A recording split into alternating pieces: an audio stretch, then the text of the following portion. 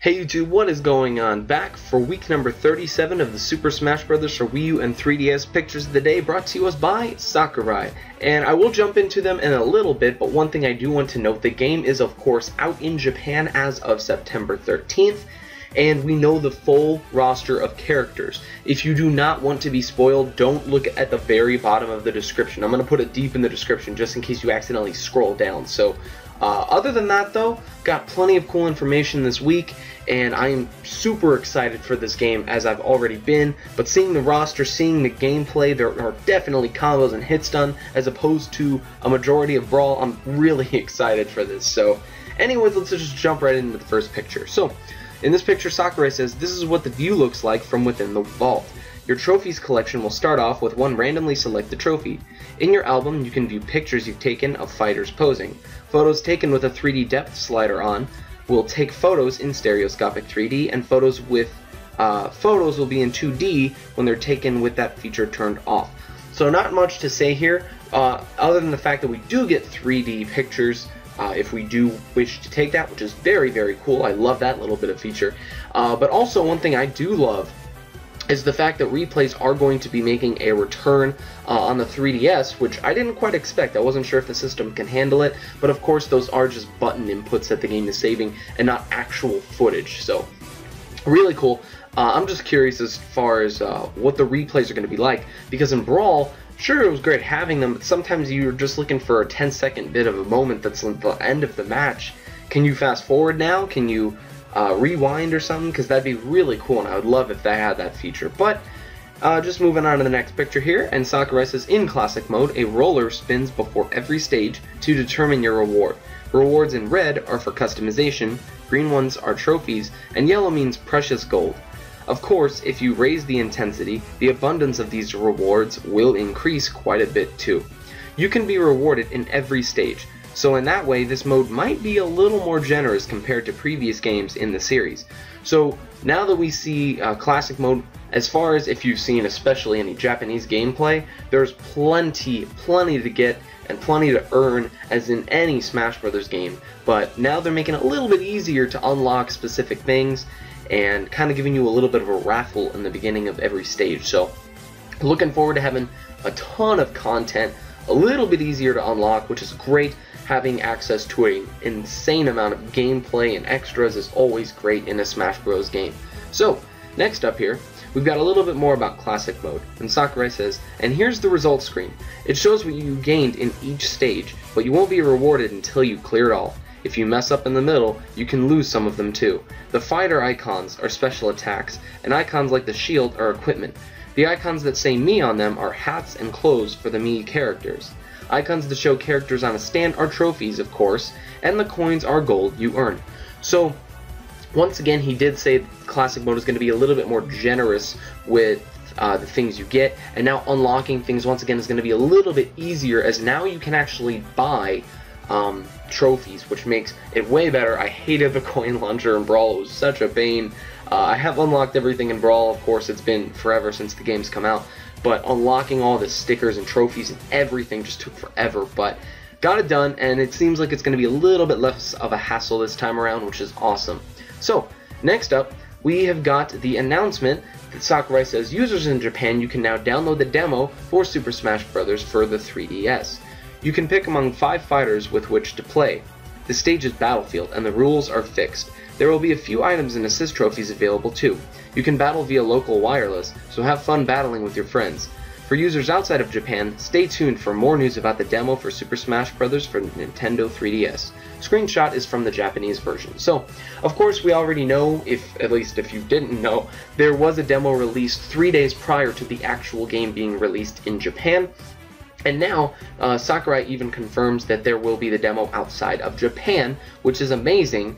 However, the fact that he's releasing this information to everyone, that there's going to be a demo, of course, outside of Japan, there's going to be a demo for every single person to play before the game comes out, which I'm loving. However, now that he's released this information so soon, Japan only got this 3 days prior to the game. Does this mean we're going to get this weeks before the game even comes out? I'd love if that happened, and I'm looking forward to the demo. If you do not know, though, the 5 available fighters that he is talking about, there's Mario, Link, Pikachu, Villager, and Mega Man. So those 5 characters you can play with, they're completely available. I don't believe there's any customization whatsoever available, as it is just a demo, but it's definitely something that I am going to be looking forward to, other than the actual game coming out on October 3rd.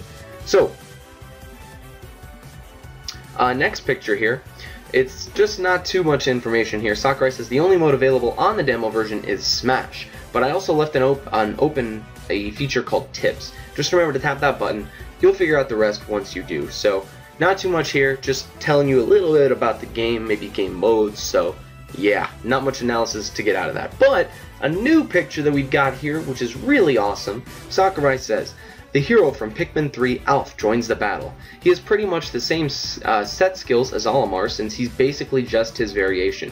He can't use Rock Pikmin either, but the really cool thing to take away from this is I've been watching plenty of Japanese gameplay, plenty of modes and whatnot, characters unlocked, all of that, and Alf is an alternate costume. As you can tell, he doesn't have the same head or even hair as Olimar. He's got a completely different body, whatnot, but one thing that's really cool is the announcer when you win, when you pick your character, when they say the winner is, and then they say the name, Alf is actually said. It's not just the winner is Olimar, but it looks like Alf. So he actually does say Alf, which is very awesome, and I'm really happy about that they went that extra mile to really put him in the game. So, cool bit of information there.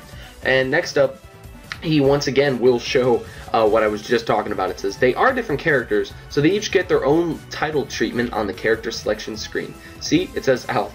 So, like I said, Alf is a legitimate character. He is technically an alternate costume. By no means is he going to be different from Olimar moveset-wise, but seeing this is awesome. Seeing an alternate costume and a good Pikmin 3 rep is just great. So next up, we have got the world status. You can see in spectator mode. The game isn't released yet, so the map looks pretty plain now, but I wonder what it'll look like once it's out. Also, this is where you can see all sorts of stats being tallied up. In group play and spectator mode, you can see characters you haven't unlocked yet, so watch out if you don't want to be spoiled. So, if someone were to unlock a character that you don't have, you could still see it online, because it'd be way more difficult to code a game if someone were to unlock a certain character and you don't have it, and they'd have to exclude that person from you getting picked up online. That'd be way harder, so you could possibly be spoiled. Long story short, just unlock every character, and then to avoid any type of spoilers, then go online. So, but this is really cool. I'm definitely happy about this. Seeing all the activity and how massive the Smash Bros. Game truly is by seeing a world map and seeing all the people playing and participating in Smash. So I love this. This is awesome. So next up, and this is going to be the final picture of the day. And actually, let me move this down a little bit because the words got cut off. But Sakurai says, even if you don't want to be spoiled, it might be wise to select the online option at least once before you start the game. Your global Smash power won't appear until the first time you've connected to the internet. Not only that, but there could potentially be a patch available that can resolve potential issues, like the one being released now for the Japanese version of the game.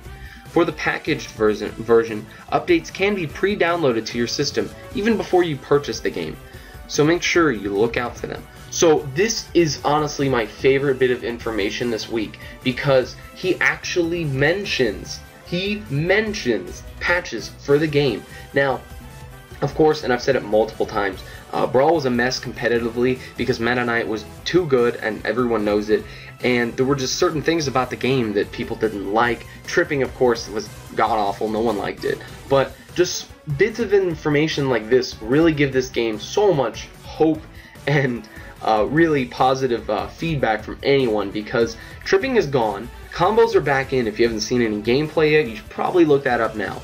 And overall, the game just looks really polished, and every character just feels awesome, and they look great. So Sakurai's truly making a huge effort here to make a balanced Smash game.